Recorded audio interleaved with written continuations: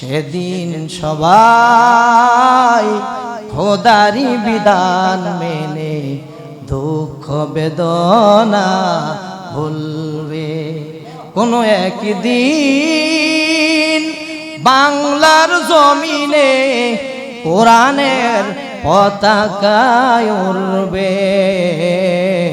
সেদিন সবাই খোদারি বিধান মেনে দুঃখ বেদনা ভুলবে। জোরে জোরে বলুন আল্লাহু আকবার। আল্লাহর নবী বলে, এ বিলাল ইন্নাকা মাইয়িতু ওয়া ইন্নাহুম মাইয়িতুন।